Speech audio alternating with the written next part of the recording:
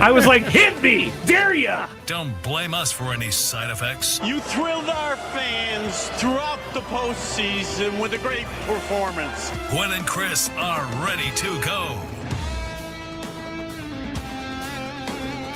Welcome into this Tuesday afternoon edition of Gwynn and Chris. Tony Gwynn Jr., Chris Ello, Matt Skraby, the boys back in action after a tough loss to Dustin May and the Cardinals. Dustin May threw the best game of his career.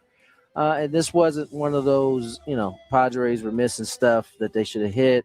This was a guy who was on his game today. So you flush, you turn the page, and look to try to do the same thing they just did in this Baltimore series, which was take the last two games of this three-game set before coming home to a very tough homestand with the Braves and Dodgers, I believe, lurking. Yeah, that's next week, right? Yeah, you got to go to Texas before you get home, but we like Texas because that's where Slam Diego was born many years ago. But, nothing Slam Diego about last night. I guess the best news I can give everybody is that we have plenty of time in this segment to break down all of the hits that the Padres had last night. Manny chopped the ball to the left side. It bounced between the third baseman and the shortstop. And there you have my entire analysis of the Padre offense last night. I agree with you, Tony. I tend to agree with you. I didn't see a lot of pitches in the middle of the plate. I saw a really good change of speeds. I saw a good command all night long. It seemed like even the pitches he was missing, the strike zone, he was missing the strike zone on purpose and not missing it by much. So, yes, I think you can chalk it up to one of those. But I don't know that everybody who follows the Padres is going to chalk it up to that. They have not done enough on offense this season for us to not have a little bit of doubt. Hopefully some of the ground they've gained in the last week or so will come back tonight against in game 2 of the series. But it looked a little all too familiar to a lot of us who've been watching them flail all season, Tony, I have to admit. Yeah, I don't know what to say about that. I think you guys going to have to just, figure it out just like the rest of us are trying to watch it because they haven't been great this season in terms of offensively. And so, on a night in which the pitcher is the main reason, I'm sure there'll be a segment of people that, kind of lump that in with the rest of blame the Padres for all of it. Yeah. The good news was hold up. Yeah. Kind of the rest of the offense, but I think that's fair. Honestly, the Padres have kind of played this way for most of the season, so you can't really fault people for kind of just lumping it in with the rest of them. Yeah. I thought the good news of the night was the opener strategy worked absolutely perfect. Wandy came in, got the two lefties out, 1, 2, 3. I thought Giolito was good. The one play that cost him really was that ground ball back to the mound that he got his glove on. And if he squeezes that, the inning is over. Instead, next guy hits the gapper double, and those 2 runs scored. Other than that, he lost his control maybe for just a bit there in the 5th inning, but he got a big double play ball out of that. So all in all, you got to be pleased with Giolito's effort going forward. That's a good sign. And, there isn't much you can do. I mean, if like Randy Knorr, I felt bad for him in the sense that, like, this is the one game you're going to manage because there just wasn't a whole lot of strategy to be had when nobody's on base, right? I mean, what can you really do? So he had to sit back and watch it like the rest of us. Yeah, no, it was one of those days.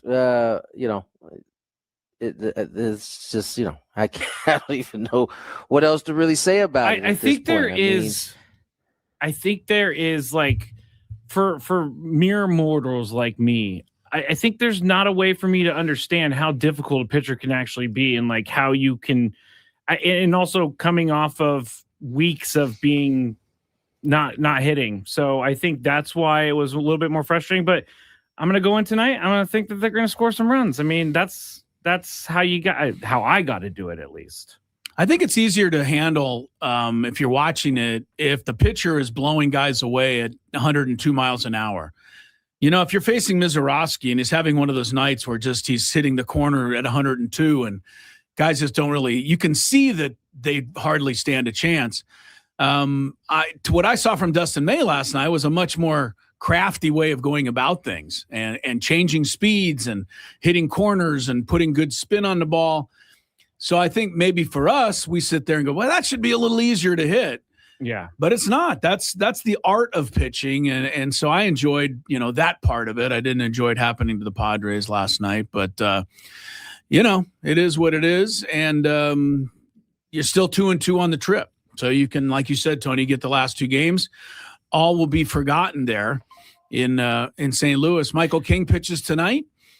He hasn't been as sharp, Tony, in the last, I'm going to say, 4 or 5 starts. Anything you've seen from Michael King that stands out, other than the fact they're not giving him a lot of run support to lean on? Not commanding his sinker, I think, is where it starts for Michael King. When he's got that going, everything else is rolling, and he hasn't had that command in the last, I don't know, three starts maybe, and it's kind of where it seemingly kind of started. He's and the Padres need him to be good, quite frankly. But it works both ways though. Like, Padres needed him to be good, but the offense has to kind of loosen up it helps. The screws is, if every pitcher goes out thinking they got to be perfect on every given night because they know the offense is struggling, it only makes their job more difficult. So you can't have one without the other, right? I mean, you could be scoring a bunch of runs, but if you're not pitching, you could still lose those games. The thing that the Padres have that's, I guess, unique is they got such a deep bullpen that even on starts where it's not, great, they're in a lot of these games because they can keep the game where it's at. However, the offense hasn't been able to do enough, so you lose a lot of close games. Remember how the Padres had a ridiculous record in 1-run, 2-run games there early. It's kind of come back to I think earth they're actually under 500. Some of those say. Yeah, I think they're under 500 now in 1-run games by a game. So. Yeah, they've come back to earth on that. So it's a two-way street. The pitchers, in some ways, starters in some ways have had an issue with early runs, and the offense having to work uphill. On the flip side of that, when the starters have held teams off the board, it's been like a 0-0 game into the 4th, 5th inning before, anybody starts to score. And that just becomes difficult for the starter after a while, and same vice versa for offenses coming in, like looking up at the board. It's like, damn, it's 3-0 already. We got to try to get, cut into the lead. It works both ways. Gotta hit the button, Matt. I would like to say this though, and I don't have numbers to back it up because I wasn't able to finish my research this morning, but they do sometimes score and then immediately give the run right back. And I think that is something that is a problem. I don't know that they're obviously meaning to do it, but they can never, That's Ruben Niebla's strategy. Remember, he went over that with us in the offseason. He did, just to give the runs right back. Always try to give the runs right back. Yeah. I don't know what that is. I don't know if that's a mindset. I don't know if that's just bad pitches but do you guys see that sometimes that happens and it feels like it just takes the wind out of the offense's sails? Not it's pitching's fault because they're doing everything that they can. I think it seems like it's happening lately because they've gone 8-16 in their last 24 games. Probably. And it just doesn't seem like they're winning a lot of games, and that's the way you lose games, right? I mean, that you hear managers and players talk about it all the time. You get a run or two on the board, that next half inning is a big deal,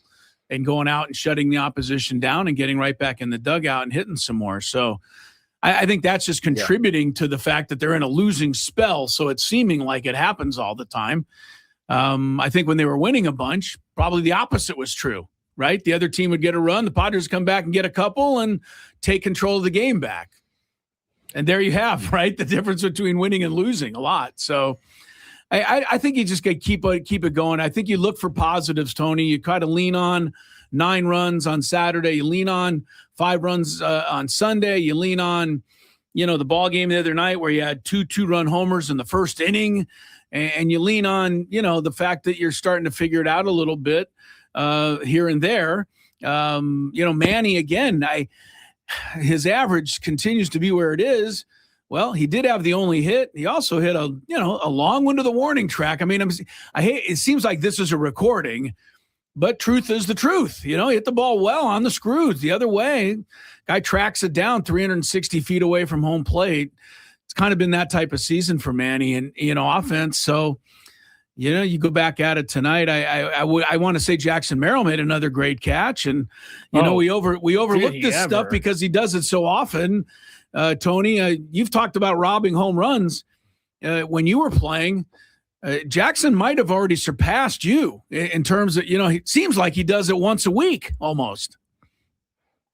Jackson has surpassed a lot of people. Yeah, right. Yeah. You don't get that. It's not an every year thing when you get this many opportunities to even be able to do it. And, he's got the perfect frame for it. He's, 6'2", 6'3", whatever he is. Yeah. He's athletic. So like most of these walls, he's got a good, he can get over those bad boys pretty well. And so, man, there ain't too many positives. If we're being real, there ain't too many positives to pull. And Giolito's velocity being up a tick yesterday, which was a good sign. But outside of that, they got the ball, shoved down their throat for 9 innings, and now they'll look to try to bounce back. They did a really good job bouncing back, I guess, in that Baltimore series after they had a tough one the first night. Let's see if they can. The thing is, the Cardinals are a good team, man. They're not a bad team at all. It's a young team. It's got a lot of confidence. They're second in this division. They're trying to chase down the Brew Crew. This is a good team, and so they're gonna have their hands full. Sometimes on the Skraby Show, we do something called Padres therapy, because in therapy, I have to replace a negative with a couple positives. So I'm going to be doing the Skraby Show Padres therapy tomorrow night during the Skraby Show starting at 6 p.m. Where do you come up with the positives? Because right now I come up with the positives. There may be a few negatives you have to replace. This is one of them. Padres did not look great on offense yesterday. However, the weather was fantastic in St. Louis. All right, that makes everybody feel. Also, wait. The Padres offense did not look great last night, but they did not get no hit or perfect gamed. That is true. Let me finish it with the negatives. No, you have to replace it with a positive. You replace it with a positive. I don't have to. You're the one in therapy. This is the therapy. You're in therapy. I'm not. You should be. Padres have now been one hit twice this year, and both times is now by the Cardinals. Now say something nice. You have that. Now say something nice. Tony looks nice today before he goes to the ballpark. Okay. He's going to have a good call. All right. You guys are silly. All right, let's break. When they return, this Horsby guy, man, he has waved the white flag, and I wonder think what happened. I get the sneaky suspicion that the whole Big 12 saying we're not going to play you guys might have helped kind of push this thing along a little bit faster. Skraby and Chris will give you more on the other side. More Gwynn and Chris. All right, first pitch coming up. Blake Dunn getting ready to hit. And we're That's underway.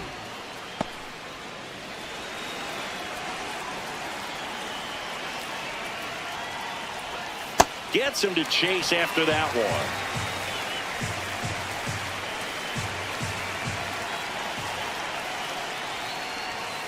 Right through there for a strike.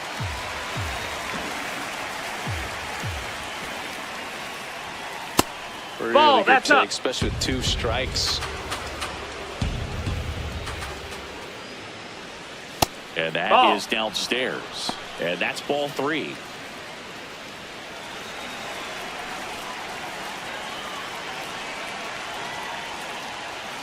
That's foul off to the right side. Keeps the AB going.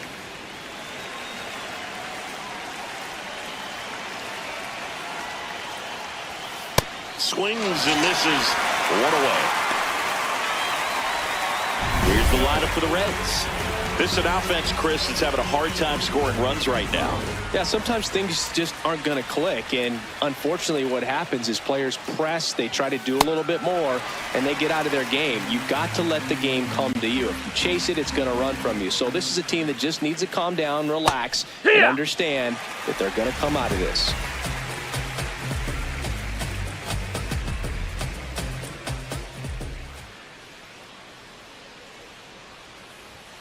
Strike three, and that's 2 in a row. Now he's challenging the called strike. Well, there appears to be no problem settling in on the mound out there today. It looks pretty tough to start this one, punching out the first 2 hitters of this ball game. And somebody's going to have to put the bat on the ball, put it in play, and get something going. Sal Stewart, the next to hit, takes outside. That one close, rule the ball. And the count is 2-0.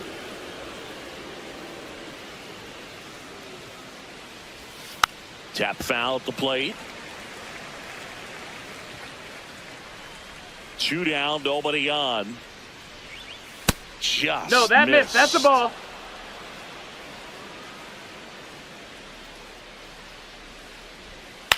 Now a pop-up on the infield. Tatis. And that is that. Fernando Tatis Jr. to hit here. He's already set a new career best for stolen bases in a season, Chris. High fly ball down the left field line. Bleday going back. Makes the catch up against the wall in foul territory. Let's take a look at the Padres lineup. And so far this year, this has not been a very good offense. Well, in this day and age, if you can't slug and get on base, that OPS has to be at a certain level. If you're going to produce runs, give your pitchers an opportunity as they're facing tough offenses as well.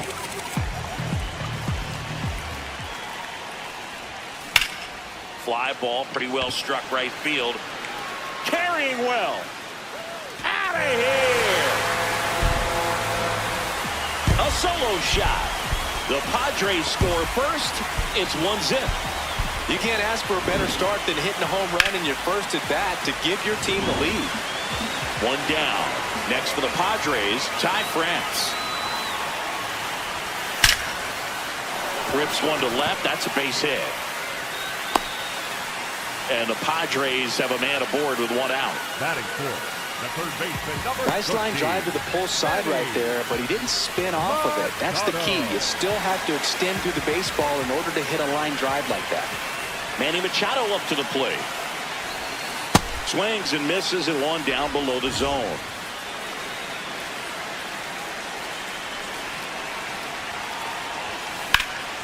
On a line, and that's got extra bases written all over it. Flying around third is France. The relay to the plate. He'll score easily. It's 2-0. Picks himself up an RBI. All right, first pitch coming up. Blake Dunn getting ready to hit. And we're That's underway.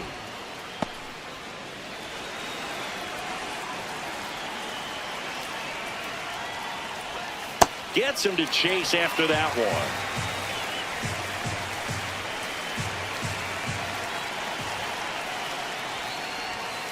Right through there for a strike.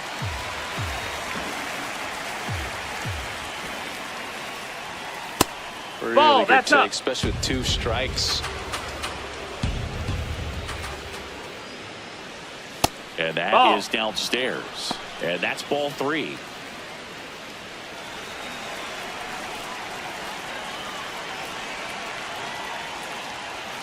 That's foul off to the right side. Keeps the AB going.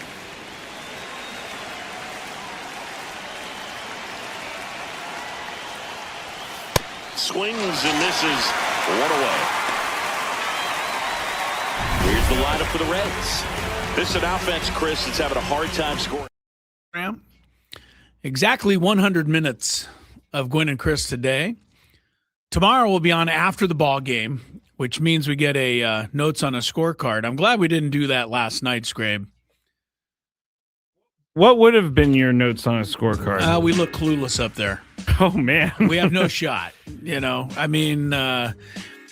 Fortunately, man, he's bouncing ball found a hole there, or we would have been no hit. The Padres also did a bad job last night because I'm always like critical of challenging too much and wasting your challenges, and you got to keep them and all that. Last night, the Padres were the opposite. The umpire kept missing pitches, and the Padres weren't challenging. I noticed that too. So Fernando, by the way, when he got that walk in the 7th inning, the first base runner, the 3-0 pitch was actually ball 4. Yeah. He just didn't challenge it. Fortunately, in that sense, he did walk later in that at bat, because if he makes out and they go on to pitch the perfect game, that would have been talked about quite a bit. But hey, look, the Padres were 1 for 2 hitting with runners in scoring position last night, Skrabe. So there's that. I will say this. I mean, it goes in the theme of. What are you going to say to put some lipstick on this pig? Oh, I'm not trying to put lipstick on a pig. Okay. Because this excuse does bother me as well. But Dustin May has been outstanding as of late. So it's not like he was wild and they didn't take advantage of it. No, in any other season, I think we would have just accepted that at face value. Yeah, it's just not been good this year. Right. The guy pitched a hell of a game. We lost. Let's go back to work tonight. But the problem is, I think Tony said it in the open. He pitched the game of his life. Seems like a lot of guys are pitching the game of their lives this year against us. So that is where the concern comes in. I agree with that, because it does feel like everybody is. Yeah. They're getting everybody's best. And it seems like we are contributing to everybody's best. Yeah. Tonight they face Pallant of the Cardinals, and he doesn't exactly come in there with any sterling credentials, right? 7-4, 3.88. I don't know. We could be in trouble. I guess we could be in trouble again. There's two things that really scare me when the Padres face a team. It's if there's a no-name pitcher, because that pitcher usually ends up doing really well, or if it's just another day that ends in Y because they can't hit. Pallant is a righty from Mission Viejo, California. So Southern California kid will face the Friars tonight. We'll have a lineup for you here in a little bit. I wanted to get into this Sorsby thing. Tony talked about it. If you didn't hear, because I hadn't heard until last night, like late at night. Yeah, that's when all the news came out. Right, that Brendan Sorsby had switched gears, and he had decided to enter or plan to enter the NFL supplemental draft. Now, we'll explain what that is in a minute. But in doing so, he's basically ended all chance of playing at Texas Tech, and he's not going to play college football anymore. And so all of the controversy just goes away. Couple of things. Number one, they didn't check with me on this. Oh, is that right? Or they didn't check with any other sports talk show host around the country. Okay. Because this story was gold for us. Oh, yeah. This was, if you needed something to talk about, you could go 15 minutes on this without even trying. Oh, yeah. Right? If you're a Stephen A. Smith or if you're a me, yeah, it doesn't matter who you are. If you're in the world of talking about sports, I bet you there was even some non-sport shows that were talking about how ludicrous this whole thing was. Because state laws came into account. So this was like an easy one. And as the stories say, nobody, and I didn't hear one person except for, a couple of those idiot Texas Tech presidents who were trying to defend something they knew was indefensible. Chris, it's not murder, okay? I get it, but yeah, right, the coach. But there was nobody who agreed with this decision except for the judge who made it, and even he never explained himself. There was never any, written explanation or commentary from him to back up why he said and ruled the way he ruled. But make no mistake about this. I just want this one last thing clear, and then I'm done with it, because I really could care less about Sorsby and what happens to him. And I really can't care less what happens to Texas Tech and what happens to them. But make no mistake, Skraby, Sorsby did not see the light here and realize, wow, I'm doing something that's kind of angering a lot of people, and I'm kind of putting myself ahead of the good of the sport. That didn't happen here. Nor did Texas Tech come to Jesus meeting with itself and say, maybe everybody who's been critical of us is right. Maybe we should talk to Sorsby about, finding another direction to go. None of that happened. What happened is a bunch of injunctions and a bunch of lawsuits were filed, and there were lawsuits against the injunction, and there were injunctions against the lawsuits. There's lawsuits on top of injunctions on top of lawsuits. So there was all of this stuff happening, and I guarantee what happened is Texas Tech figured it out, or somebody explained to them that they're going to overturn this ruling, and you're not going to get to have him play. Only then did Sorsby change his mind, and only then did Texas Tech give their blessing to have Sorsby move on. So let's not think for even a second that Texas Tech, our criticism of that university and their morals and scruples has been changed in any way.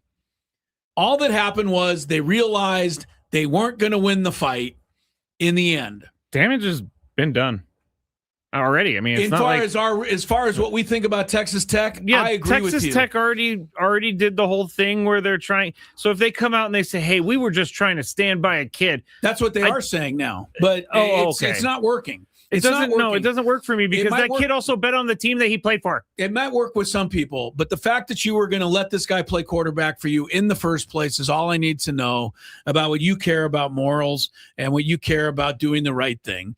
And their head coach will never, and he probably will become the next coach of the Dolphins, because that's just how these things work. After all, Nick Saban was once a coach of the Dolphins too. But I can never root for this guy.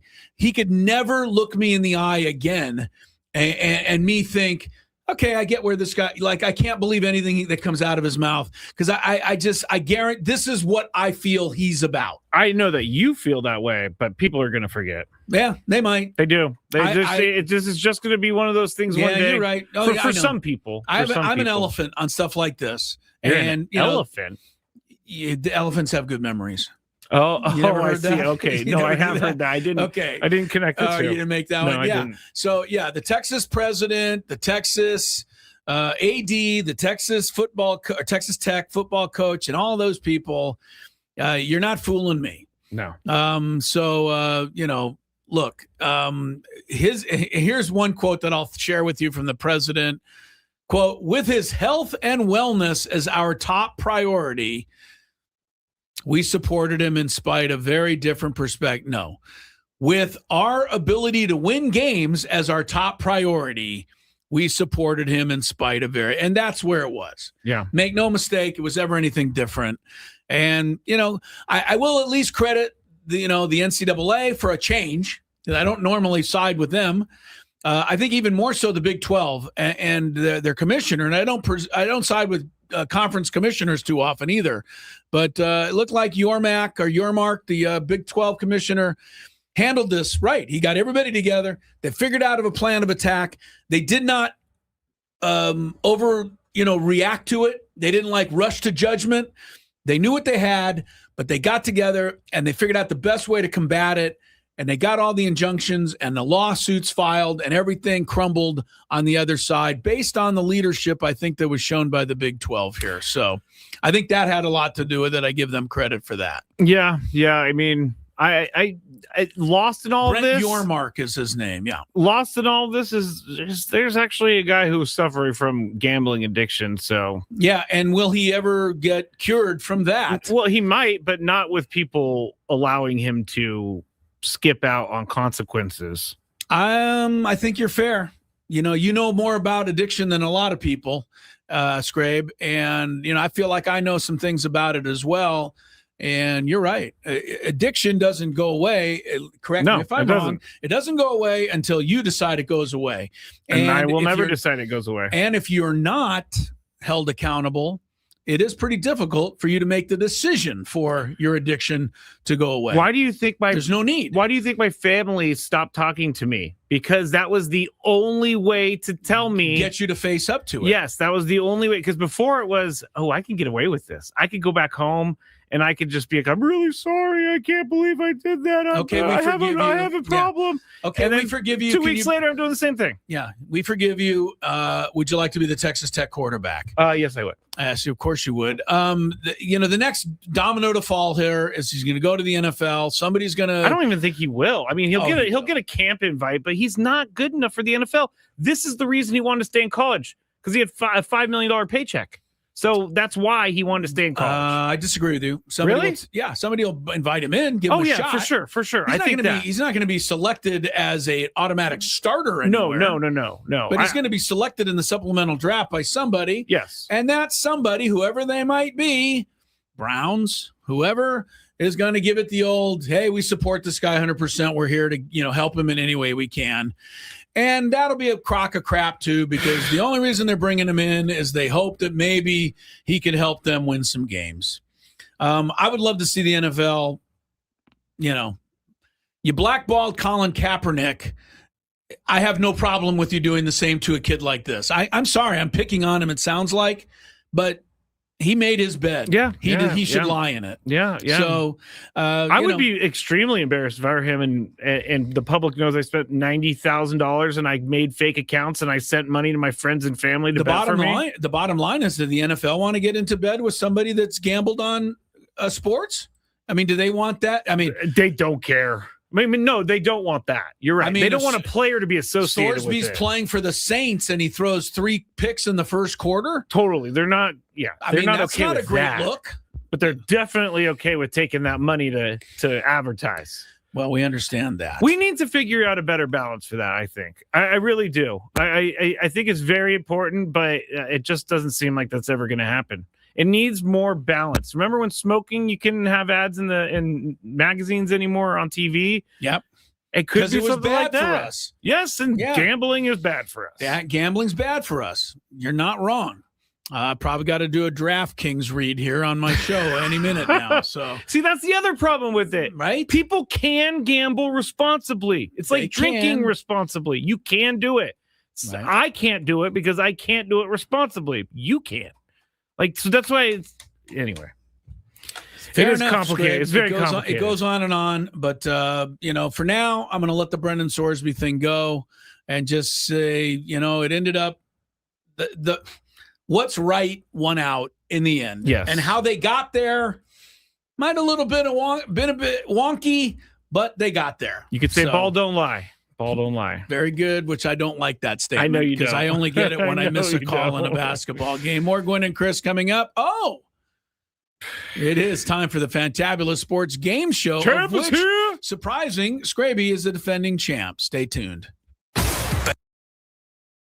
Pretty good jolt into that one. Great swing, nice balance and weight transfer. And he got it to drop in out there in the deep part of the field. And a dangerous hitter coming up to hit in Xander Bogaerts. Ball.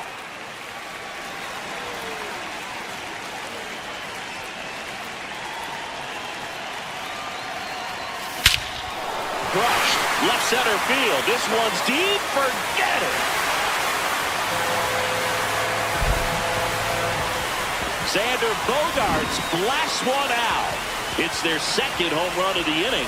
We take another look as StatCast tells us that ball took off at 110 miles an hour. And plenty of distance as well. I mean, that wasn't.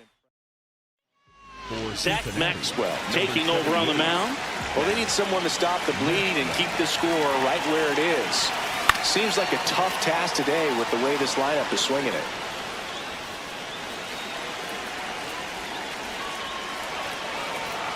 Oh, 1 now. Smoked to the left, base hit. And the hits just keep on coming. Here's the rookie right fielder.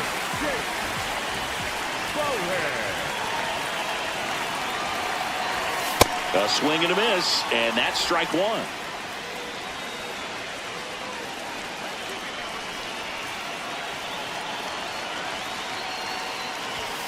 Close, but called a ball.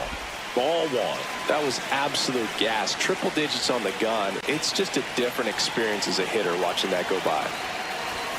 Pitch misses. 2-1. He's just missing with some pitches that, I mean, they're not strikes, and that's what you think, oh, good pitch is a strike. But so many times pitchers are trying to tease the zone, and the last 2 pitches that he's throwing, good pitches, but even better takes. The 3-1. And it's fouled off.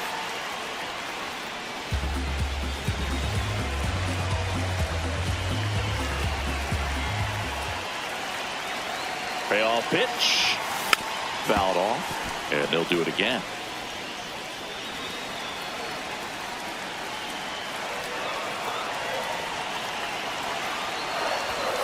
Got him swinging. The high heat too much on that one. I see it more commonly in the sport these days, but man, a triple-digit fastball blown right by someone is still pretty awesome to witness. I mean, you got to be geared up and ready to swing it when a guy like this comes out of the bullpen, because that fastball. That is the inning. But 2 round trippers. On now to the top half of inning number 2. Now the Reds cleanup hitter, Nathaniel Lowe. And ball 1. He's already pitching with a 4-0 lead, so we should see him be aggressive, fill up the strike zone, don't issue free passes. Freddie Ferguson doing the umpiring duties behind the plate in this one. Yeah, Freddie's a well-respected umpire, Boog. Maybe a little bit more of a pitcher's umpire. He does like to pitch down just below the knees or right about there, but most hitters are pretty good at covering that spot these days.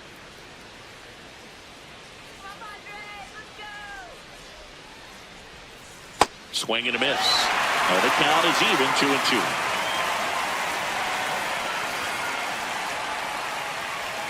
Swings through that one. It's a strikeout.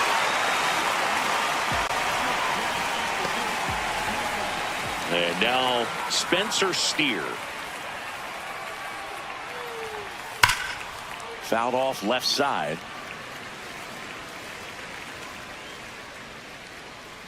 Here comes the 0-1. Machado. Over to first. Nice play off the bounce for the out. Next for Cincinnati, Will Benson. Number 30, Will Benson.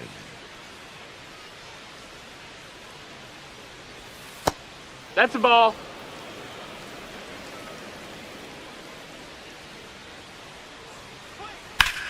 Hit in the air out towards left center field. Pretty well struck. He dives, but he can't make the catch. And that's a double. Pretty good jolt into that one. Great swing, nice balance and weight transfer. And he got it to drop in out there in the deep part of the field. And a dangerous hitter coming up to hit in Xander Bogaerts. Ball.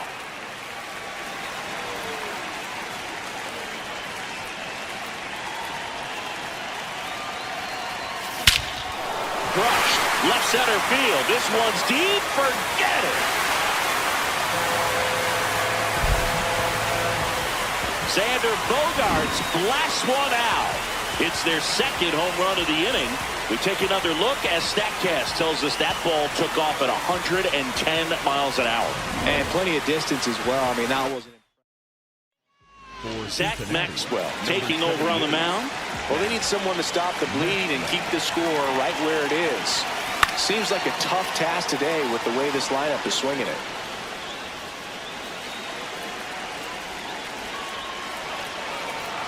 Oh, 1 now. Smoke to the left, base hit. And the hits just keep on coming. Here's the rookie right fielder.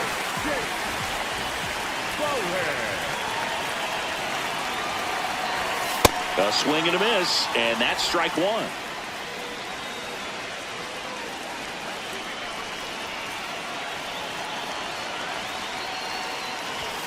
Close, but day in a row, we'll have tickets to go see Dave Chappelle, the great comedian, at Viejas Arena. We're going to give those away a little bit later. Yesterday, we gave them away early in the show. Today will be a little bit here down the road, but stick around for that opportunity to win. Speaking of trying to win, the Padres would like to do that tonight in St. Louis. Sam Levitt's pregame show is an hour from now. And then an hour after that, the Padres and Cardinals in Game 2. Lineup is out. Pretty similar to the one last night, other than the fact that the Padres' new savior, Samad Taylor, after getting a night off, is back in there. And Sun Moon Song is not in there, which makes you extremely happy. It's not that I'm happy. You feel like I root against these guys. I don't. But I don't get too fired up when Sun Moon Song comes to the plate. I just don't expect him to do anything. And I thought about it last night a little bit more as I was watching him flail and miss pitches. When he does hit the ball, it's usually in the air. And I'm not an official hitting coach. I'm not, I didn't invent the game of baseball. But I think I've been around it long enough to know that if you've got incredibly good speed, which is Song's best asset, you learn to hit the ball on the ground. You bounce the ball into the 5.5 hole. You chop it up the middle. You got a chance to get a hit. But you're going to pop up to the infield. I don't care how fast you are. You can't beat out a pop-up. So, who knows? What are they working on with Sun Moon Song? But I hope they're working on something, because this version was a waste of somebody's $15 million. I don't know. If you pay attention to everyone around me, it seems like the team's just going to ruin Song anyway. So the coaching is just not great. Oh. They're going to ruin Song. Oh, so he's better off not listening to the coaches? No, he's better off just not being with the Padres. Go to another team. Yeah, that's what everybody says. Once they go somewhere else, they're much better. Yeah, I know. The thought is. It's interesting because, okay. You know what? It's hard to argue against anybody these days, the way the Padres have been hitting. It right? is. I mean, they've been hitting like this for like 6 weeks. It's not like we can just go, well, it's a blip on the radar. We started that way. I mean, somebody pointed out today, well, last night was, kind of tough to handle in a way because they've been hitting so much better. Right? They're starting to come out of it and all of these glorious attributes. Well, a 9-run output does seem great. Yeah, but I looked it up. In the month of June, they're hitting .210, which is 29th best in baseball. So how much better have they really been? All right. No, not very much, and not all right. Quick couple of updates. Soccer. Oh, sorry, that was the wrong one. I was going to say this. This is trouble. This is trouble. The whole thing's been Stop, trouble. Rock theme. Rock, be quiet. Come on. Rock, quiet. The soccer today, I tuned in. And Skraby got tired of watching me watch. I had to leave because I just complain incessantly when I watch soccer. I don't know why you watch it. I asked myself the same thing. France and Senegal, and I watched because France is supposed to be one of the great teams, right? I want to see the best. I want to, tune in and see what I'm looking at. France is sitting there in the first half. I swear to God, Skraby, all they're doing is the 3 or 4 defensive guys in the back just throwing it or passing it back and forth, turning this way, passing it, turning it down. And the Senegal guys are like, well, we ain't going to do anything if that's all you're going to do. So I've seen this foosball game before. The first half was just 45 minutes of that. Finally, in the second half, France made one pass, Mbappe scored, and that opened things up a little bit. And it actually got kind of fun at the end.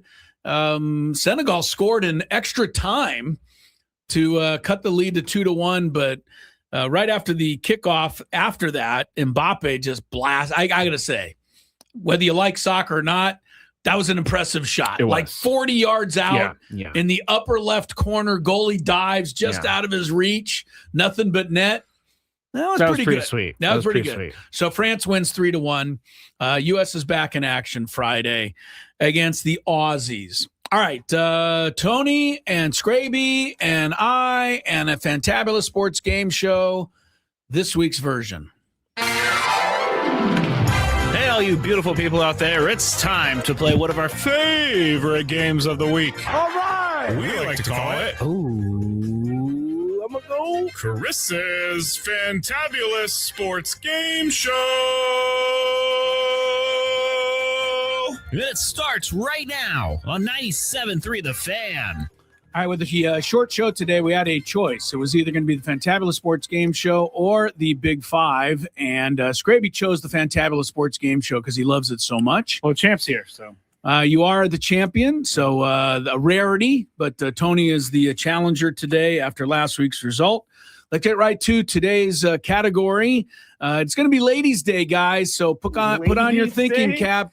Put on your thinking cap here. There are 15 franchises currently in the WNBA. For 1 point, you will name those franchises. You must get the entire name of the team correct. Or you can opt to try for 2 points. Okay. And if you try for 2 points, you'll be naming one of the current top 10 scorers in the WNBA. Wait, what?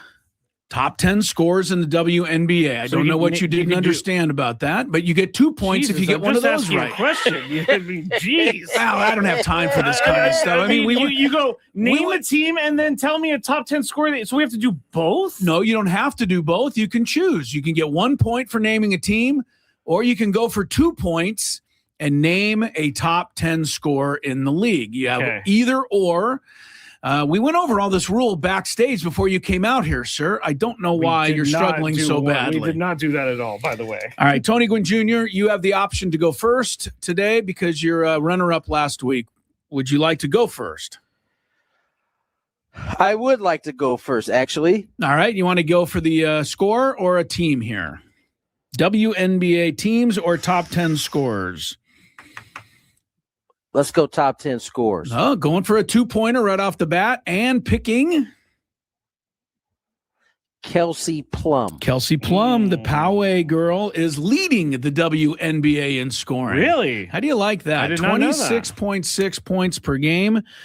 She's on top of the league, and good for her. And a 2-0 lead for Tony just like that. Skraby. Your turn. Right. You can go for a score, or you can try for one of the franchise names. 15 WNBA teams. He's already. No, struggling. I'm forgetting her first name, but she's very good. I'm not going to be as picky. Asia Wilson. Asia Wilson, very good. She's second in the league in scoring. I honestly could not remember if it was. You Asia got it. 26 naming a continent. Yep. Well, there you go. 26.2. So we are tied. Yeah, name's a continent. Very good. At least you didn't call her Antarctica Wilson. That would have been not would have good. True. All right, we're tied at 2. You guys have got 2 of the top 10 scores. There are 8 of those left. There's also 15 franchise names left. Tony, your choice here. Caitlin Clark. Goes for Caitlin Clark. Is she in the top 10? She is. She is tied for 4th right now at 20.3 points per game. Caitlin Clark is correct. Tony has gotten. You guys are going after the 2-pointers right off the bat here. Tony leads 4-2. I'm gonna start going strategy because I have no idea past those 3. Those are your only 3 hopes. All I know in the is top that 10 Angel score. Reese does a lot of rebounding. Angel, you're not going to count her as a top 10 scorer? No, I think someone just retired that I'm thinking of. So I'm just going to go with the Minnesota Lynx. Minnesota Lynx. You're going to go for the 1-pointer. That is correct. The Lynx. Not only have the best record in the league right now at 11-3, they are a 4-time WNBA champion, tied for the most all time. And Tony leads 4-3. Tony, you're up. There are 7 top 10 scores remaining, or 14 WNBA team names.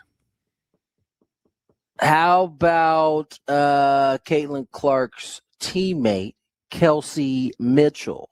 I've never heard of Kelsey Mitchell, and that is bad news for you, Skraby, because that is correct. Kelsey Mitchell is correct. She's actually tied with Caitlin Clark. Correct. At 20.3 points per game. I didn't even know Kelsey Mitchell is. I thought he got it. I thought about the girl, the player, her teammate, whatever, who came to her defense last year, but I cannot remember Mitchell? her name. Is that her name? It might have been Kelsey Mitchell, for all we know. No, she's a blonde girl. I don't think so. Oh, yeah, not Sophie Cunningham. Sophie Cunningham, that's it. Don't guess her. Sophie Cunningham, yes. Yeah, don't guess her. 6-3. Tony's got 3 of the top 10 scores. You've got 1 of those. Yeah, you have 1 WNBA team. I'm going to go next to Golden State Valkyries. Just got to keep take your 1 putting point. Points on the board. Golden State Valkyries is correct. 13 franchise names left. There are 6 top 10 scores left. Tony, do you want to go for another one of those? Or are you going to settle for I'm the 1 going point? to take a break from the scores. All right. And I'm going to go with the Los Angeles Sparks. Los Angeles Sparks. That's a good one. They are one of the 3 original WNBA franchises that still exist. 3-time champions. Twice they were coached to those championships by former Laker great Michael Cooper way back when. Tony leads 7-4. We're naming WNBA teams or a top 10 scorer in the WNBA. Skrabe. Dallas Wings. Dallas Wings. That is correct for 1 point. Very good. Skrabe makes it 7-5. We have 11 franchises left and still some top 10 scorers. As we go back to Tony Gwynn, who leads here. No strikes on anybody yet. Let's go back. Speaking of the Dallas Wings, how about Paige Beckers? Skrabe, you led him right to it. Paige Beckers is in the top 10 scoring. She's 7th at 19.8 points per game. She is that good, and Tony is that good. He now leads 9-5. There are 5 top 10 scores left. I'd be honest with both of you guys on those. I've only heard of one of the 5 personally. Oh, great! So it's going to be tough to get those. I'm going to do one. I'm going to do one that you're going to do one anyway. I have no idea if she's in the top 10 of scoring, but we talked about her a couple weeks ago, and I said her last name very well, and I like saying this last name. All right, give it a shot. Don't know her first name. Agumbawale. Agumbawale. She plays for actually Dallas with Paige Beckers. She's a former scoring champion. Notre Dame, maybe? I'm not sure where she's from, but she's not in the top 10 scoring this year, she went to Notre Dame. Man, I know everything about Wait, what? She's not She's not in the top 10 though right now. I know. I can't help you. She's not a top 10 scorer right now. I thought I had that in the bag. That was a hell of a call. It was a hell of a pull. I got to give you that. Agumbawale, and I don't know her first name. I think it's Arima Agumbawale. So that's a strike on you, Mr. Skraby. Tony, you're ahead 9-5. You're cruising. WNBA team. I think it's Enrique Iglesias? Erica? Erica. No. No, I don't think it's Erica. Is it Erica? What, Agumbawale? Oh. I'm not sure. Yeah. I'm not sure what her first name is, be honest with you, 100%. I think it's Akrike. It's a tough one. Skraby's going to look it up, even though he's not supposed to. Enrique. Okay. That's what I said. That's what he said. You sound like I was an idiot. No, we didn't make you sound like we're idiots. We didn't know her name. All right, Tony, you got 11 teams left or another top 10 score. You're up 9-5. For the record, Chris, it was Skraby that made me sound like an idiot. Not I didn't do anything. I would say I didn't do anything. I would say I would think Brianna Stewart has to be in that. You still think she's a top 10 scorer? I thought she retired. She's 6th in the WNBA. You gotta be she's still me. a top 10 scorer. Brianna Stewart. That is correct. I thought about her, but I thought she retired. So there's where I am. Tony Gwynn Jr. What about the person that you don't like? Oh, wow. Sabrina Ionescu. Sabrina Ionescu.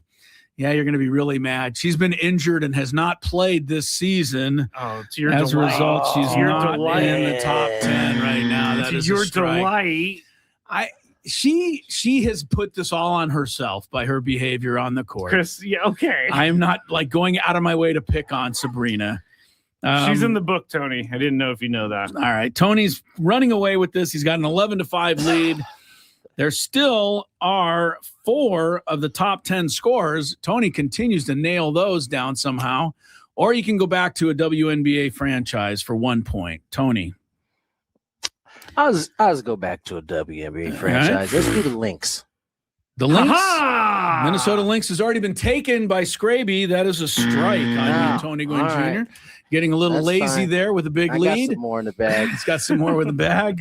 He just gave up a run. All right, Skrabe, you're back. You have 2 strikes, so you need to get one correct to stay in the game. Yeah. This is like 2 outs in the 9th. You know what? I'm not going to win this game, so I'm going to come up with a random player from the past, and I'm going to say Rebecca Lobo. You're making a mockery of the proceedings. I literally am not going to win this game. I could say Chicago Sky or the Indiana Fever, but I'm not going to win this game. You haven't won this game. It is over. Play Tony's music. Rebecca Lobo retired 15 years ago. Is she still in the top 10 now? She is. She's 11th. Tony Gwynn Jr. reclaims the championship today. That was a bleep category. It didn't have Why? to be. Because you didn't know none of them? Exactly, Tony. Well, that teach you to start paying some attention to these kids. Put some love on their name, some respect on their league. Yes. The other 4 players that you did not name would have been almost impossible. Brittany Sykes from Toronto, Alicia Gray of Atlanta. Is Gray on there? Alicia Gray of Atlanta, Ryan Howard of Atlanta, and Kalia. Ryan Howard? Ryan. Yeah, and Kalia Copper of Phoenix. Copper and Plum both had 40-point games against each other in a game last week. First time in WNBA history that's happened. Not going to take time to name all the rest of the franchises. Look them up if you're interested. But is there one in Miami? There is not one in Miami. No. Anyway, Tony's back in the title chair on the Fantabulous Sports Game Show. Much more Gwynn and Chris still ahead on 97.3 The Fan.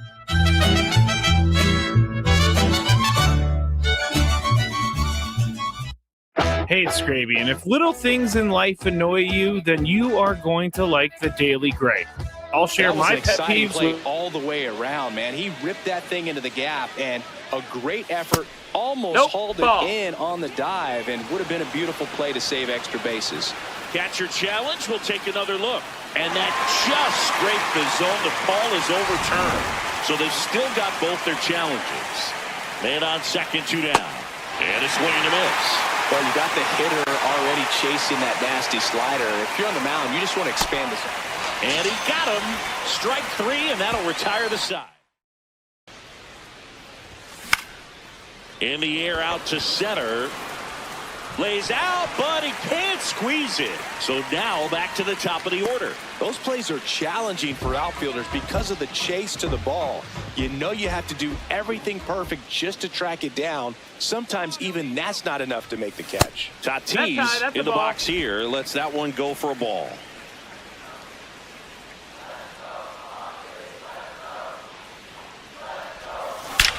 Drilled out towards left center field. That's well struck. Way back there. It's got a chance. In to score from first. Back to second safely. Nearly got caught in between there. Puts a run on the board and picks up an RBI. A well-deserved double on a great swing. Got everything going on time. He stayed balanced and he squared it up about as well as you could possibly ask.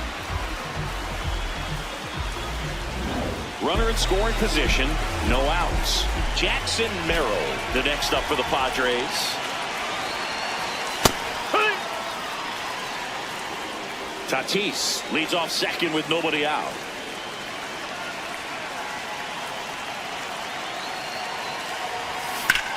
And that one is lifted in the air. Dunn on his way over. He's got it. Tags up from second, and he'll head to third. That's just a really nice catch on the run right there. He saved extra bases for sure. If the pitcher's his friend, he'll give him a second to catch his breath before he's ready to deal the next pitch. France, the next to hit, takes ball 1. Runner on at third, 1 gone.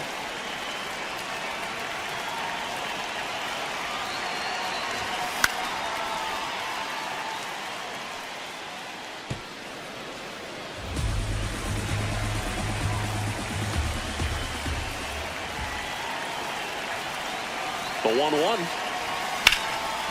the air, right field. Benson gets under it and makes the grab. Runner tagging from third. The relay throw. Safe! And they add to their lead as the run scores from third. And now Terry Francona makes it. New pitcher for the Reds, TJ Antone. He's into the game with the bases empty. Machado now in the box, comes up empty with a swing there. Swing and a miss. That's the sweeper. Antone, 32 years old, and he was a 5th-round pick back in 2014. Rarely will you see a pitcher just waste a pitch like that. The batter wasn't even tempted to swing. Every pitch needs to have a purpose so that it can set up a following pitch to help you get that out. 2 down, nobody on. And now it's 3-2.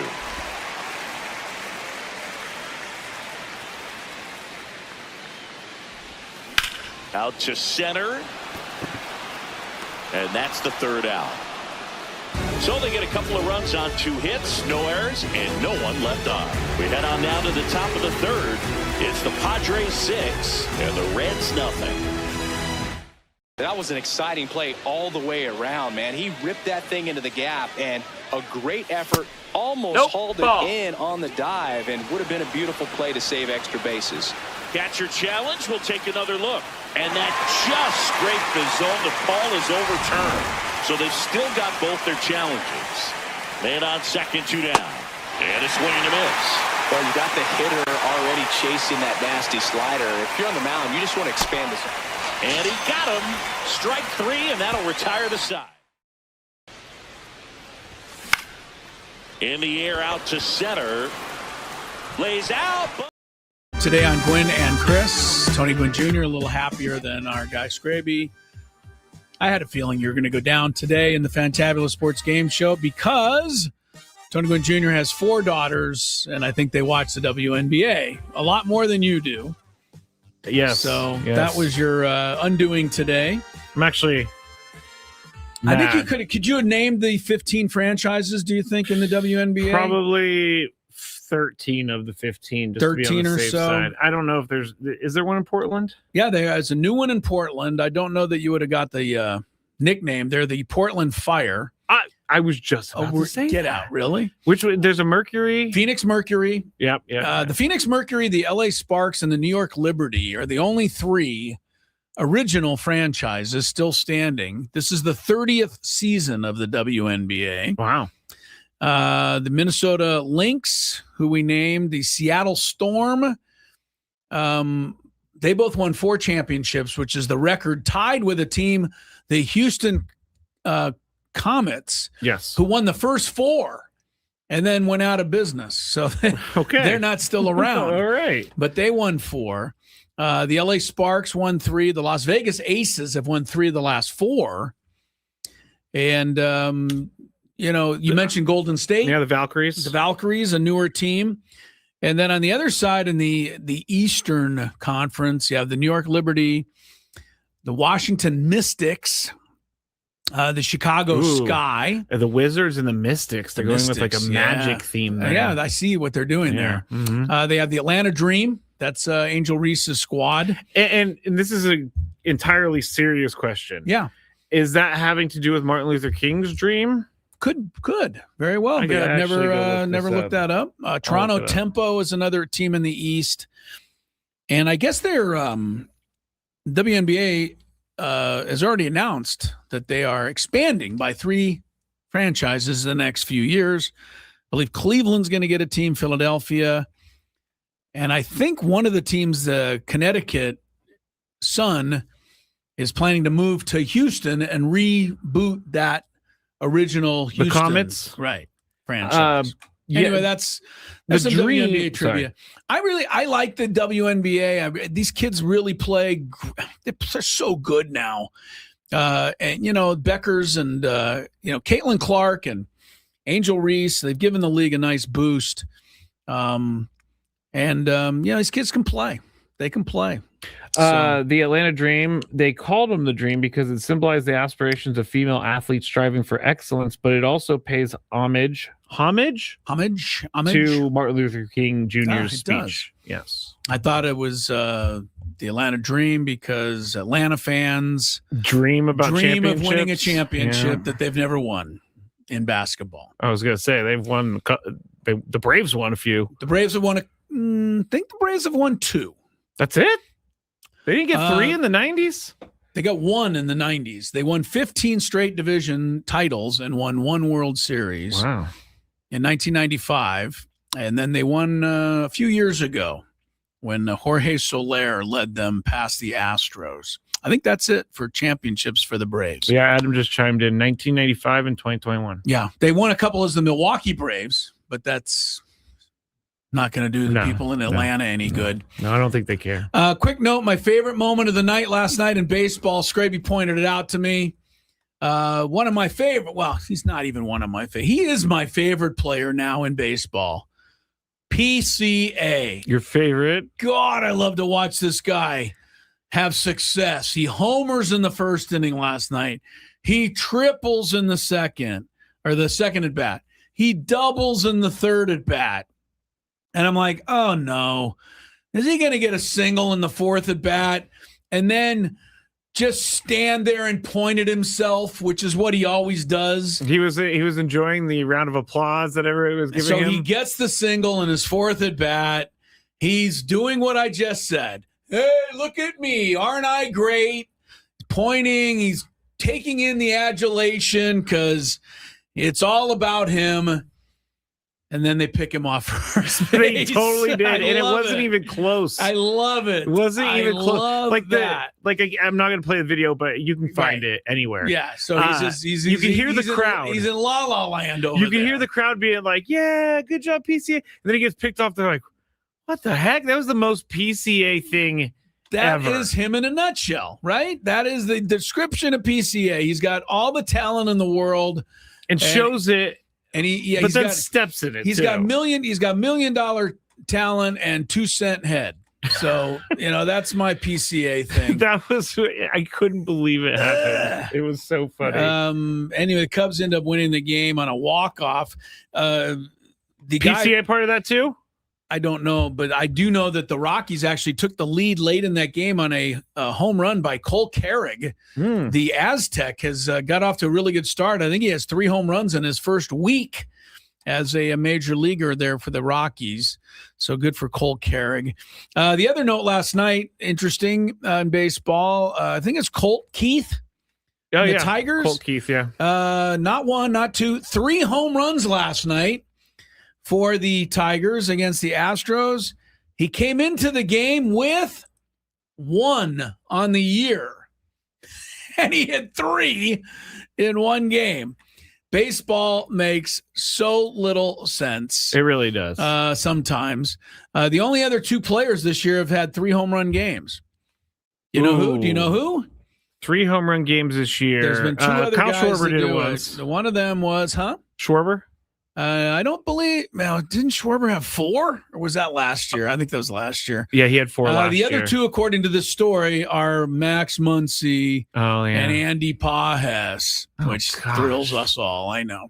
Gosh. By the way, Skraby, I don't mean to complain about the Padres' lackluster play over the last 6 weeks. You don't mean to? But I'm going to tell you how lackluster it has been. They are now 8 games behind the Dodgers. Like, I thought we weren't paying attention to the division. I'm just taking a quick look to see where they are, and I'm like, wow. That's the biggest division lead in all of baseball now. Honestly, that's not as many as I would have thought. You would have thought they were even further back than that, huh? I fully expected for you to say 10 games. 8 games back. Diamondbacks are behind them at 8.5. But baseball is, as I said, it's strange. And it just kind of continues to be that way. I did notice another quick baseball note. We talk about the Padres at the bottom of hitting in the majors. The Dodgers lead Major League Baseball right now with a .262 batting average. I'll give you all the rice in China if you can, in one guess, name the team that's second. The Dodgers are first in batting average. Is it the Nationals? It makes sense that it would be the Nationals because they get a lot of hitting and runs. But this answer makes no sense at all. The A's or something? Not even the A's, because the A's score a lot of runs too. The team that is second in the major leagues in batting is the Giants. What? Yeah. 258 team average. The Giants are second. But the Giants have almost scored as few runs as the Padres have. How is that possible? I don't know. Giants are 14 games under 500, yet they're the second leading team in hitting in Major League Baseball. So it's strange. They've made a few people available on the trade market, so they're already kind of waving. They're already white giving flag. it, and they should. Devers and Chapman. There was one other that they were putting on the trade market. I think if you trade with Devers, the Giants might give you some more stuff with him, like just to get him out. I was looking at his contract because there was someone who said we should go get Devers, and I'm like, there's already a guy on the team that everybody hates who makes over $25 million a year. Well, can I also tell you about Devers? You're trading for a headache. Why does anybody think it's going to change? He was in Boston. They asked him to switch positions for the good of the team. He said no. That's all I need to know about him. But you're leaving out a big part of it. When the team said, "Hey, you're going to play third base," and they didn't tell him he was going to switch positions. Yeah, but then they couldn't tell him. But then they got Alex Bregman, who's a great third baseman, so they had to change their plan. Yeah, and then the writing was on the wall for him. Well, but I don't like guys like that. I like guys that come to the manager or the GM and they say, "Hey, whatever I can do." Those are the kind of guys I want to go to battle with. Oh, I'm with you. And the Giants traded for Devers, and what have they got? He's been okay. Look at their record last year after they acquired Devers. They fell completely apart. I can't blame that on him. I can blame some of it on his arrival. And they've been horrible with him this year. He's hitting .235, which is not great, obviously. 9 home runs. I guess he hasn't been as good as I thought. No, he hasn't had a good year this year. What I'm saying is last year they got Devers at the trade deadline and they went right into the tank. And you can say it doesn't have to do with Devers. I don't know. You look at the Giants starting in August, they were 59-57. Next time you looked at them, they lost something like 12 out of 14 games and their season was over. I know who. I'm not a Devers guy. There's other players that are great that aren't headaches. So why not go get one of them? And they don't cost as much money as Rafael Devers does. Yeah. I don't get teams. This isn't just baseball. It's football. It's basketball. I'll give you an example, and then we're going to give a chance to win these Dave Chappelle tickets. So don't go too far. The NBA, the story's out there right now. The guy's name is Peterson. He plays when he played, he was a star. Darren Peterson was a star for Kansas last year.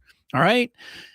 Darren Peterson averaged 20 some odd points a game. It was the most ever by any freshman to play at Kansas.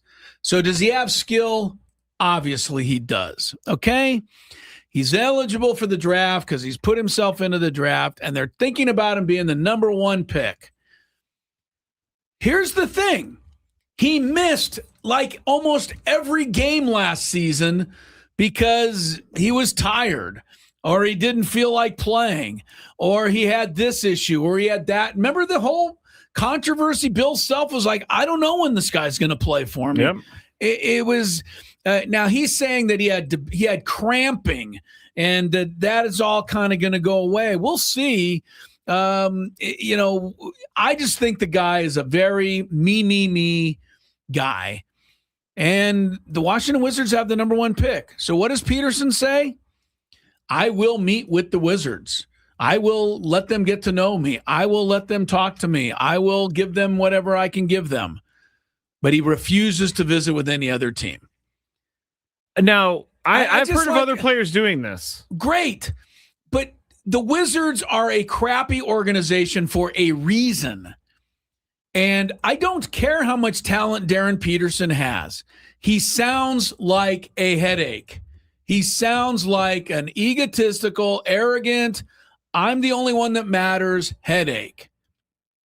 So I say to the Wizards, have at him. Because there's other guys in the league that are going to come in and do whatever the team needs to win. And those are the guys that are going to win the championship at the end. That's my thinking on it. So I figure the Wizards will take Peterson, and he'll score 20 points a game like Trae Young used to do for the Hawks, and they won't win any games.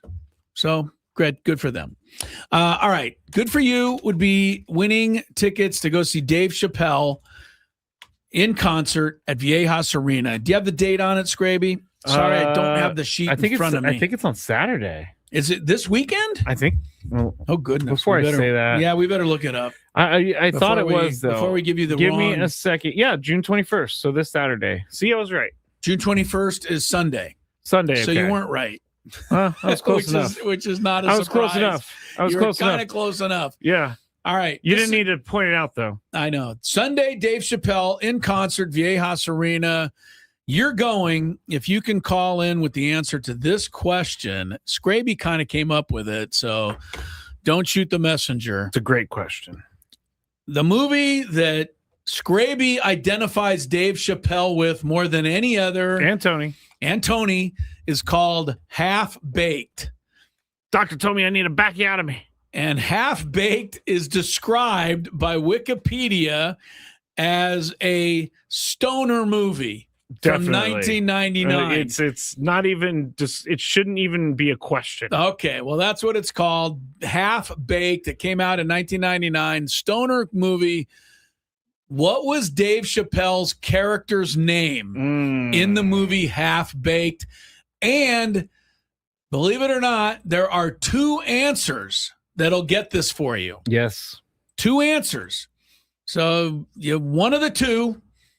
Tell me who Dave Chappelle played in Half Baked. I want to talk to Samson. All right, that's great. That's like this might be the movie I've watched most in my life, which makes very little sense because you're not normally half baked yourself. No, but back in the you just day, find it funny. It's so funny when one of the guys has to go to jail because he feeds a police officer horse Funyuns and then the horse dies.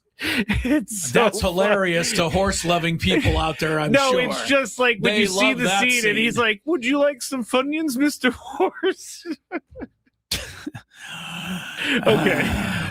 Yeah, hilarious, Skraby. Incredible. If you saw it. The laughter's barely He goes to prison down. and they have to go visit him. Yes, the comedy, the merry mix-ups of the horse dying are just incredible.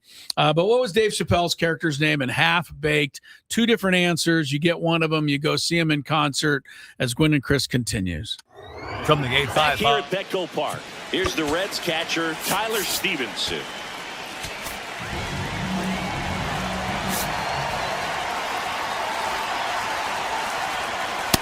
They can't play around with him here. It's a 6-run lead at this point. Got to attack hitters, even if you give up a solo shot.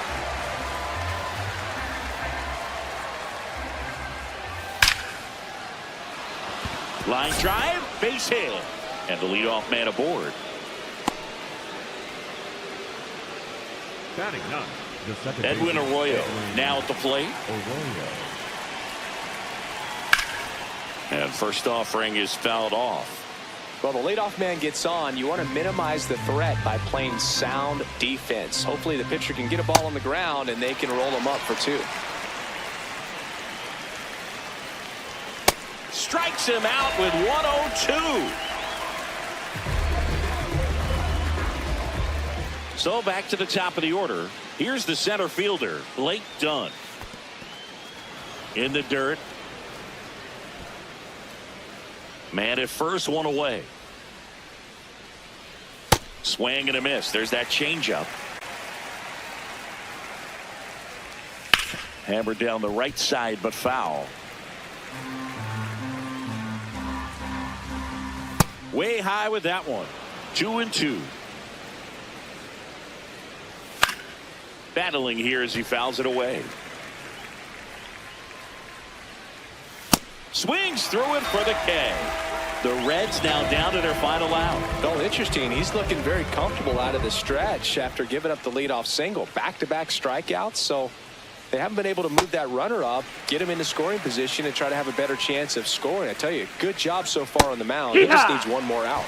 They're down to their final strike. Swing and a ground ball up the middle. Gets to it with a slide. And what a play! Ball game.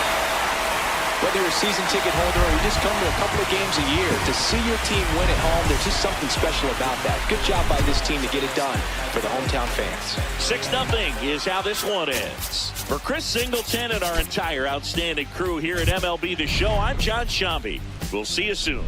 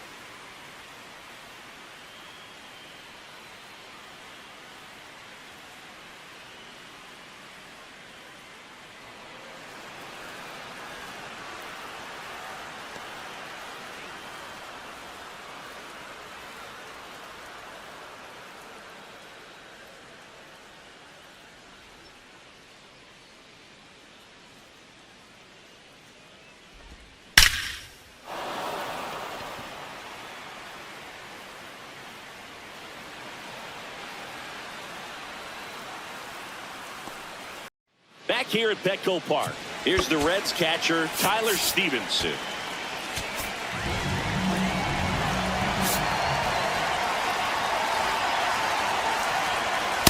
They can't play around with him here. It's a 6-run lead at this point. Got to attack hitters, even if you give up a solo shot.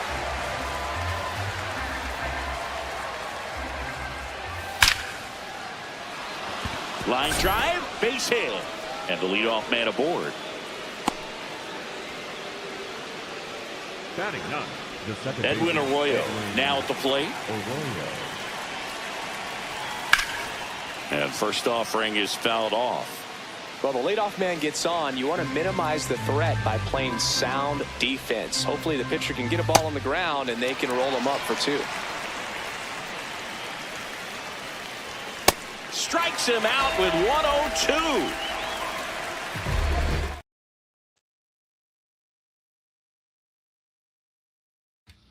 Padres and Cardinals tonight. Game 2 of the series. Game 6, I believe, of the season series. Oh, yeah, you're right. Team split 4 here. Yep. And as I mentioned earlier, the Padres got 1 hit by the Cardinals in the series here. I believe that was a game started by Michael McGreevy of the Cardinals, and then the bullpen finished up. Padres got 1 hit, and last night they got 1 hit again. And really, you almost had to be happy it wasn't a no-hitter or perfect game because it had all the makings of that. It had the makings. 18 up, 18 down before Fernando walked. And after he moved up on a ground ball, Manny bounced a single into left field to end the no-hit bid. And I thought this was going to bring up earlier, but as so often seems to be the case lately while the Padres scuffle, it took them 7 innings to get any kind of semblance of a rally, right? First and third, 1 out. You got, you're getting going. It took 1 pitch for the rally to be over. Yeah. First pitch to Sheets, ground ball, shortstop, steps on, double play. Done. Yeah. And so it was over before it started. Which, and by the way, I thought Sheets was safe, but obviously he wasn't. Well, I think they would have challenged it had he been. So he obviously it looked like when because he was already like past the first base. But anyway, it doesn't matter. Yeah, it doesn't matter. I mean, it does matter. I mean, if he was safe. Not really, because they would have lost the game anyway. Well, look, had he been safe, the run scores, right? It's 3-1, and then you get another at bat. But look, the bottom line is offense is not good. And yeah, I'm going to just, we should give you the answer, by the way, to the Dave Chappelle question. I'm sorry I went off on a tangent. I know people are calling in. They want to win the tickets. Who was the winner? Did you get a name? Marshall. Marshall. Yeah. Marshall, nice job. He knew that Dave Chappelle was, the character's name in Half Baked was Thurgood. And he got his last name too. Which I like. What was his last name? Thurgood Jenkins. Oh, he didn't even need that. Yeah. Thurgood Jenkins. And then he also went by the nickname in the movie of, I guess this makes sense for that movie, Sir Smoke-A-Lot. That's him. Is that him? That's him. That's him. That's him being Sir Smoke-A-Lot. It sounds like not so much Thurgood in that moment. I want to talk to Samson. All right. I love this movie. You really so much. love it. My God. This is like a college staple for me. All right. Some of the other folks, by the way, if you're one of the classic people in this movie, Jon Stewart. Yep. Daily Show guy, he is in there. Some of these are just like cameos, though. Right. They say Jon Stewart's the guy who goes, "Have you ever seen the back of a $20 bill? Have you ever seen the back of a $20 bill on weed?" That's his character. That's what he says. Yes. I'm still waiting for something that I find funny. Well, you have to see it. I see. Snoop Dogg is in there, which I don't think you could make a movie called Half Baked without Snoop Dogg. It's a law, yes. It's got to be the law. Anyway, there's your movie, Half Baked, and Marshall got the character, so he'll get to see Dave Chappelle. Good for him. But back to the Padres, and maybe the only way to get yourself through that game last night was to be half-baked, I hate to say. But since we didn't know that going in, yeah, I'm going to say this again, and I know you're going to out there say, boy, you're really stumping to get rid of this guy, but we still got the same, crappy results. And this is how you got through the game last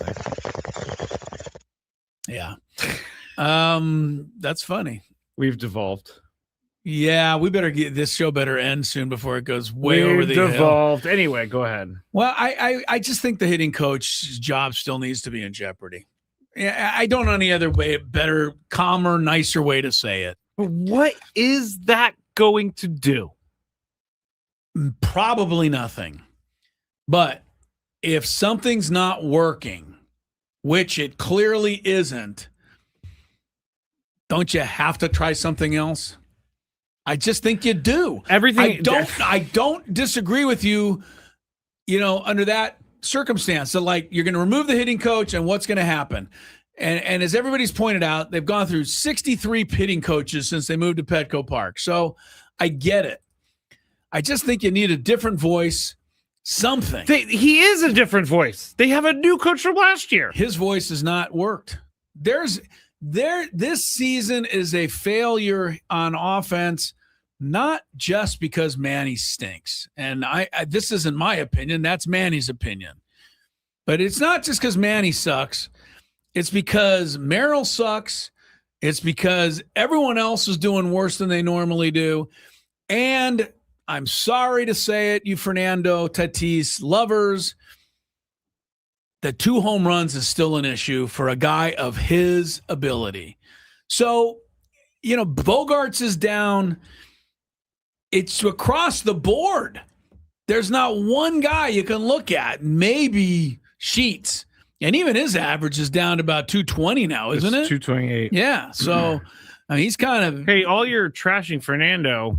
He's 279. He's the best hitter on the team right now. Fernando's easily the best hitter on the team, but he's not. I can't quite get you to understand it, so I'll try. Hopefully somebody else will understand it. Fernando Tatis Jr. is too much of a star to be hitting like Luis Arraez. And that's all. It's the only way I can put it. 2 home runs, 24 RBIs is not production enough from a player of that caliber. That's all I can say about it. And, if the rest of the team was hitting behind him and Fernando was doing his thing and he was part of it, terrific. But he's not, and they're not. Here's my thing, because you look at the first 4 guys in the lineup. By the way, here's the lineup. Fernando, Jackson Merrill, Manny Machado, Bogart, Sheets, Samad Taylor, Ty France, and Wagner DHing, Duran catching. The first 4 guys in the lineup, here's their OPSs. And this is the problem, and this is where I think it needs change. 691, 612, 613, 651. Those guys are supposed to be the best hitters on your team. You're getting nothing from them in the power department. So I don't understand why you're not breaking that up more. And they've tried. What do you mean? I don't know. Bring up. Have Samad Taylor bat second. Have Ty France. I know they put Ty France at the top of the lineup. Will Wagner seems like he can't do anything wrong in the Padres' eyes, so they might as well put him in the cleanup spot. I mean, you cannot put 4 guys with 0 power at the top of the batting order. Well, Manny's got 12 home runs. He's run into a few. That is power. It's just it's been a struggle, man. And Tony hit it on the head. Michael King, he gets behind in the count 3-1 to Burleson in the first inning tonight with a guy on first. He's got to be careful with that pitch because Burleson loses it. It's 2-0, and you may not come back. Yeah. So that's where the stress comes in on your own pitcher, is that you cannot give something to Burleson there. He hit one last night, and Merrill took it away. But Burleson's homered in about 6 of the last 7 games. He's been on fire. So you have to be so careful because there's always that one pitch that Michael King throws where he has the look on his face like, I can't believe I just threw Well, that. Last week it was the last pitch he threw. Was there a home run in the Petco corner or Petco porch? In the corner, it was the tied up 2-2 in the 7th inning, and he was trying to get the last out. And I think Blade, for the Reds, homered. Padres came back and won that game, but again, for Michael King, it was like one more out, and you could see the look on his face because he knew that was his last batter. Mm-hmm. Said it yesterday, though. Maybe we shouldn't expect more than we're getting. You look at the 13 active hitters for the Padres right now. Of those 13, Sun Moon Song, Samad Taylor, Rodolfo Duran, Jace Bowen, Will Wagner, Nick Solak,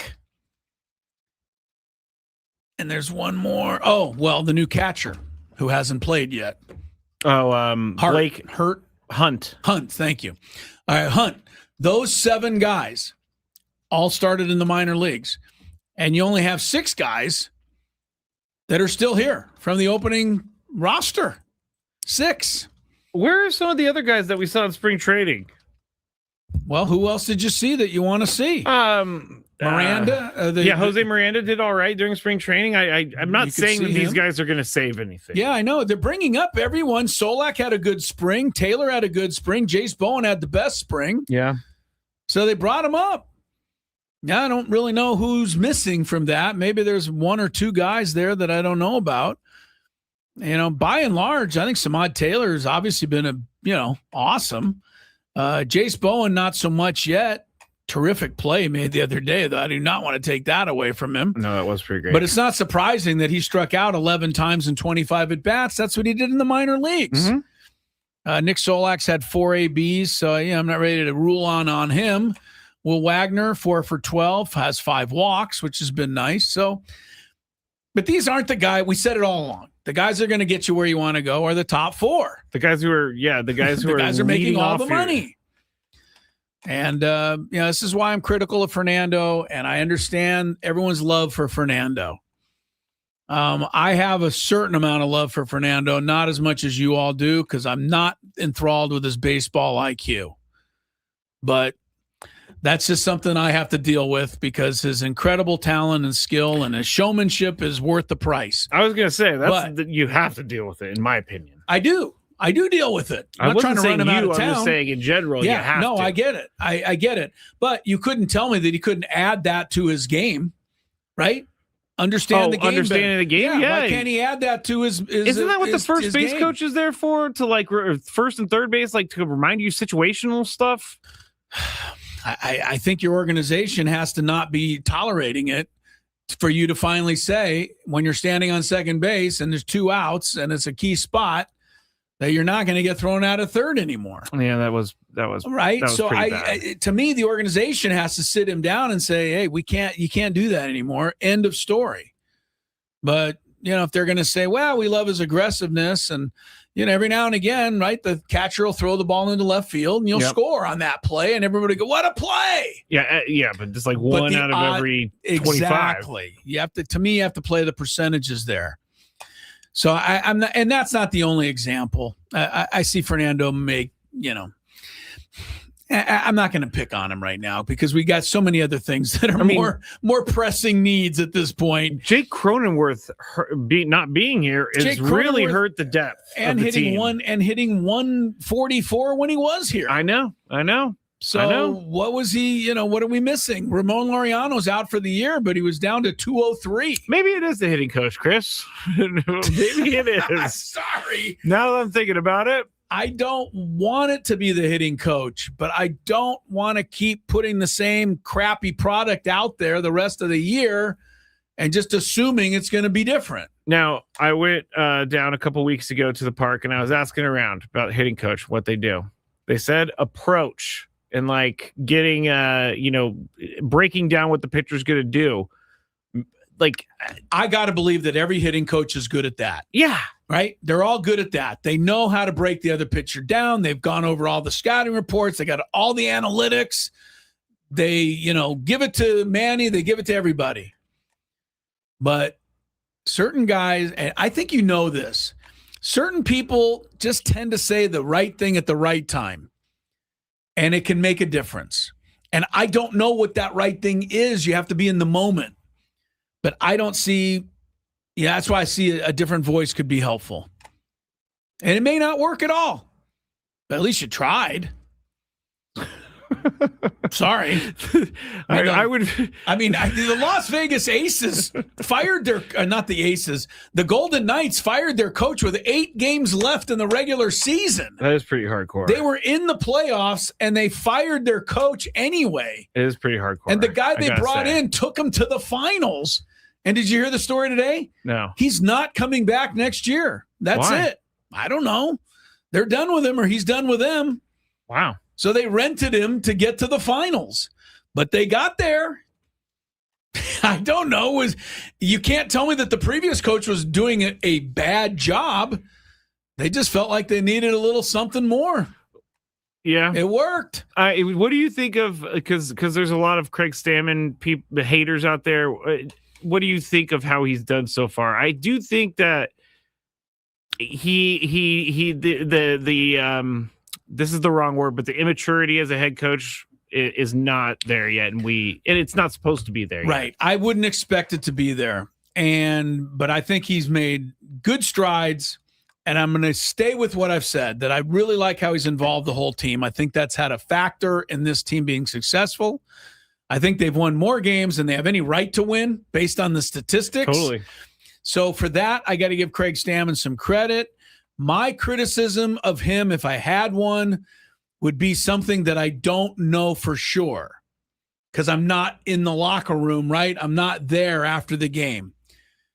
But outwardly, Craig Stammen doesn't appear to hold these guys as accountable as I'd like them held. I said this before the year. Now but that's what I see, and that's what he tells us in the meeting. We don't know if he goes into the locker room after the game and says, Fernando, do not, under any circumstances, do that again. Yeah. And you're going to have to be accountable for it. So that's why I'm saying my criticism has to be a little tempered because I'm not there to see what happens. But I think these guys need to be held a little bit more accountable, for their crappy play and crappy hitting.